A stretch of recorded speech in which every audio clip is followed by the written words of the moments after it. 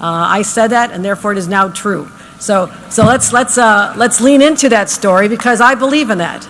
This is a place people want to come, and this is truly the a place of first impressions. And all the work we're doing here, those first impressions are going to be nothing but incredible. So we're not just dreaming big thoughts, we're doing big things. And we also want to mark the fact that it takes a lot to raise the steel, pour the concrete, to do exactly. So as I mentioned, Gary LaBarbera, organized labor is the linchpin to getting this done, Gary. And the work that's being done, the work that was done during the pandemic to keep us on path, this is also part of your legacy. Over 4,000 jobs, 1,800 good-paying union jobs. That's how we change people's lives. We give them the training, you give them the dignity of that work. And to all the workforce, thank you for making us all so proud. But it's an airport, yes, but it's also an economic engine supporting over 280,000 jobs, $17 billion in annual wages. It is truly the nation's leading airport for international visitors and key to our tourism industry. And we know what happened during the pandemic. It was, we took a hard hit, but now people are seeing this city, this state, we're back. We're back. Our subways, our streets are safer. People are starting to get that vibe again about what New York is all about, that exceptionalism that has defined us since our very beginning. And now we talk about the tourism, the people coming from around the world to visit us. Tourism is back to 85% of our pre-pandemic levels. That, my friends, is progress. And I'm excited about that. But now we talk about JFK being the front door to the rest of the world. I mentioned President Truman back in 1948. He said, this airport will be the front door to the United Nations, that men and women from the far corners of the earth will land here in search of peaceful solutions for their countries. That was a bold statement, but it remains as true today as it did in 1948, that this is where people will step on to the tarmac or come into the terminal, hopefully with the opportunities to not just visit, not just have a great experience, but also those who come here as ambassadors and those who are part of the diplomatic corps, who come here to go to the United Nations, just as 75 years ago President Truman talked about, a place where they can seek peace. No better place to greet them than right here. That's why this is part of a larger story that is so significant. And now to have this continue in its legacy of being a world-class airport. We're New Yorkers. We deserve the best. We know that. And the rest of the world expects the best from us. Hello, friends. I have shocking news to share with you this Thursday. The Social Security Administration may be undergoing some major improvements. A new adjustment to current Social Security rules could mean bigger payments for millions of Americans, and benefits could be increased by hundreds of dollars. My friends, please make sure that you watch until the end of this video to find out all about the new details. Also, tomorrow, I will be announcing 2 winners for the Walmart gift card giveaway. If you'd like to enter the weekly giveaway, friends, please make sure you click and like several of my videos, and then comment below the keyword of each video that you watch. My friends, the more videos that you comment on, the greater your chances of winning the weekly giveaways. So friends, the United States will likely start to default on its obligations over the summer or early in the fall, if Congress doesn't address the debt ceiling before then. According to a new analysis released today, the timing has become clear after the 2022 tax revenues come in this spring. The new projection from the Bipartisan Policy Center is in line with a forecast that was issued last week by the Congressional Budget Office, which said the default could take place between July and September.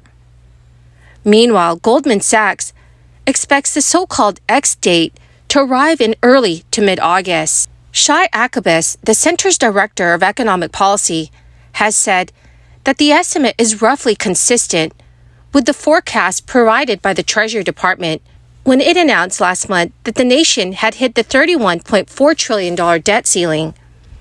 And at that time, Treasury Secretary Janet Yellen said that the effort to prevent a default would last through June 5, 2023, though she also noted that it's unlikely that cash and extraordinary measures would be exhausted before early June.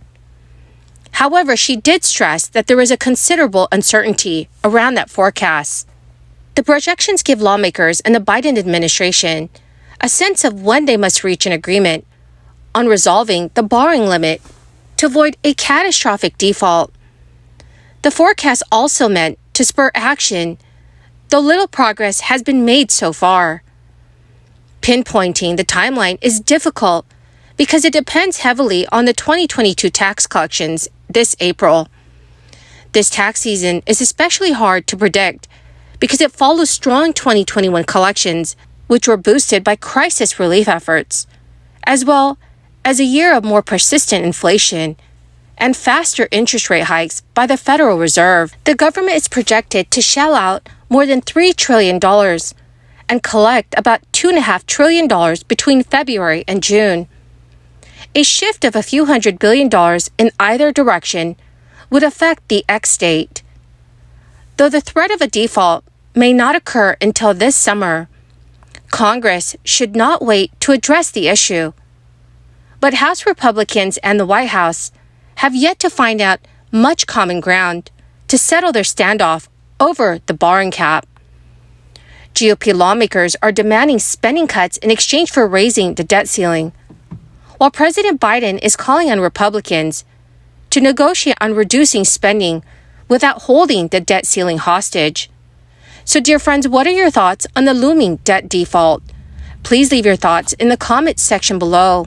Supplemental Security income recipients might also soon get bigger monthly payments if the Social Security Administration succeeds in pushing through a proposed change in how benefits are calculated.